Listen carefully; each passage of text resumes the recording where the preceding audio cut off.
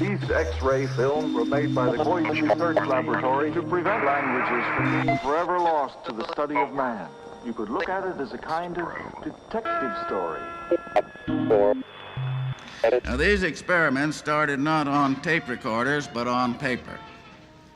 In 1959, Brian Gysin said that writing is 50 years behind painting and applied the montage technique to words on a page. Brian copied out phrases from newspapers and magazines, then took his scissors and cut these selections into pieces and rearranged the fragments at random. And these cut-up experiments appeared in Minutes to Go in 1959.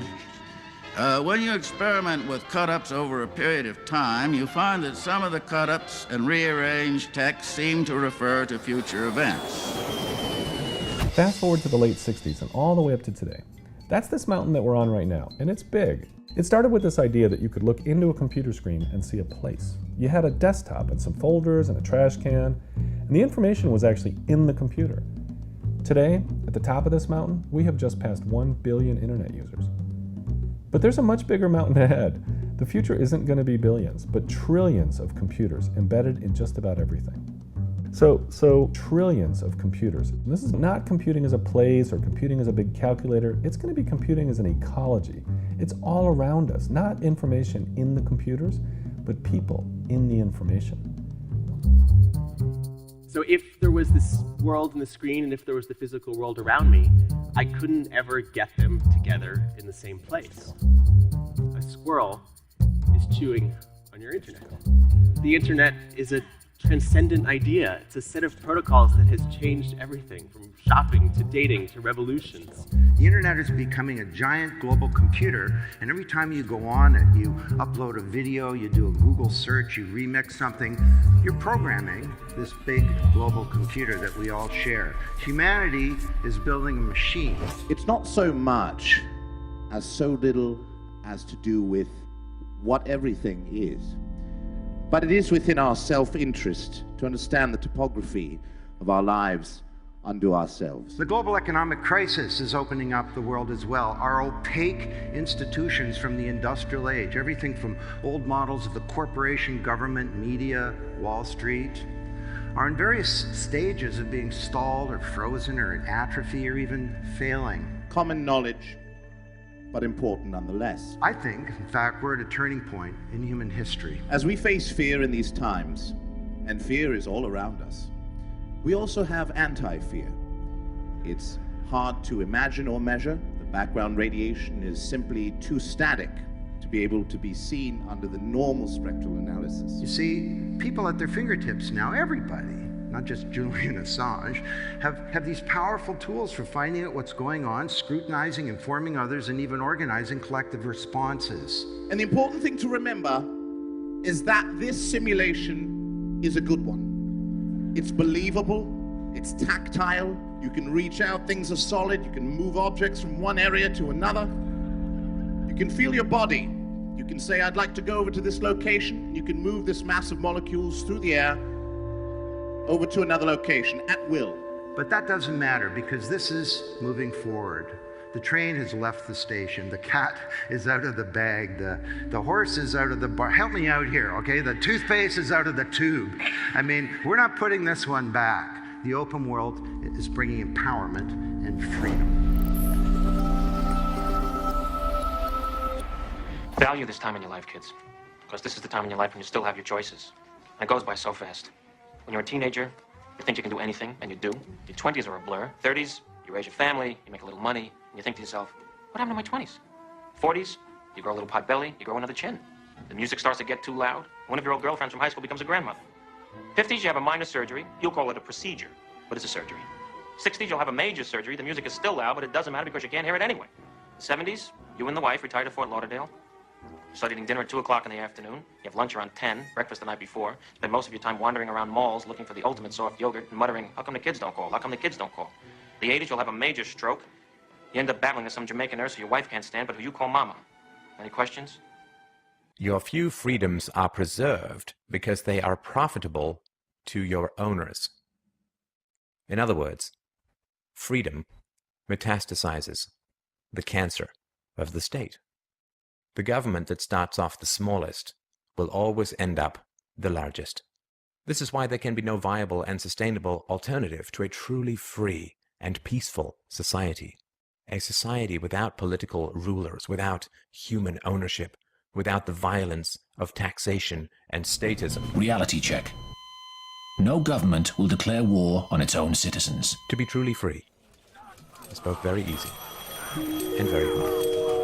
The 60s caught capitalism completely off guard. How were companies to sell products to a generation that had rejected consumerism? The answer was to tune into the movement and to sell to the individual in everyone. The strategy worked. The marketing machine captured the spirit of 60s individualism and made it its own.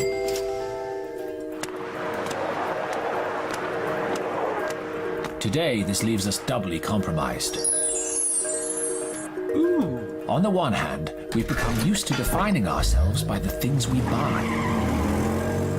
Leaving ideology behind, we now derive a sense of personal identity and empowerment from the goods we purchase and consume. We've become revolutionary exponents of over-the-counter culture. Fired by the rallying cry, "Go on, break the rules, define who you are." With our sneakers. Well, the brain receives billions of signals every minute, and out of them we select a small portion and make a picture which we project outside and consider reality. That's our reality tunnel. That's our reality tunnel. Everybody does it differently. That's why no two people ever perceive the same interlude of time. At the end of the valley of decision, there is always choice. Reality is what you can get away with. If you can't get away with it, it ain't real. A vida melhor é aquela que cada escolhe. Então, eu com o meu povo, a nossa vida que a gente escolhe é boa pra gente. E vocês, para vocês, é a que vocês escolheram. Então, é isso que a gente tem que colocar. Cada tem que respeitar a forma que se escolhe se viver, a cultura, o modo de ser. Então, nenhuma cultura ou nenhum povo vive melhor que o outro, mas cada vive diferente. Because we have accepted this media so thoroughly into our life. But in fact, it is shaping our value systems in ways that are very hard for us to suspect or even detect. I mean, television, for example, it's a drug. It has a series of measurable physiological parameters that are as intrinsically its signature as the parameters of heroin are its signature. I mean, you sit somebody down in front of a TV set and turn it on.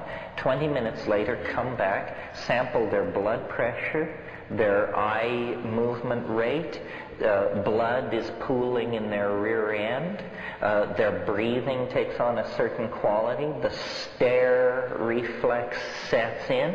I mean, they are thoroughly zoned on a drug. And the one thing about drugs in their defense is that it's very hard to diddle the message. A drug is a mirror. But television isn't a mirror. Television is a billboard, and anybody who pays their money can put their message into the trip. This is an extraordinarily insidious situation because we are producing forms of media of such interactive power and potential social impact that we're going to have to go back and rethink all of this. There was a bench inside the bench, and surely there also was a meaning inside the meaning of what he said. To understand is to perceive patterns. Now, of course, what this means is that true comprehension comes when the dots are revealed and you get Stephen Johnson's long view and you see the big picture. This is the idea about patterns, recurring patterns across different scales of reality. You know, Paul Stamets talks about the mycelial archetype and how the information sharing systems that comprise the internet look exactly like computers computer models of dark matter in the universe look exactly like the neurons in a brain. They all share the same intertwinkle filamental structure. It's the rise of networkism as big data advocates talk about how man-made systems are looking exactly like natural systems. The more we can measure, the more we can visualize. The more we can visualize, the more it expands our consciousness by seeing these recurring patterns across scales of reality. It blows my mind, and I think that technology increasingly is becoming an expander of human consciousness. It extends our thought, reach, and vision, and revealing so much more. It's like, whereas once I was blind, now I can see. Jeffrey West from the Santa Fe Institute is telling us that cities are really like organisms. You know, alleys are like capillaries. How is it possible that a man-made artificial technological system is behaving like a natural system? The more efficient it becomes, the more it's starting to look like nature. Really interesting, weird stuff. You know, but it makes me optimistic. It's like when Stephen Johnson says, look, if we can understand all this stuff, we can, I mean, anything becomes possible, right? It's the adjacent possible standing as a sort of shadow future, a map of all the ways the present can reinvent itself. It's beautiful stuff. I don't believe that there is one way of being happy. There are many ways of being happy.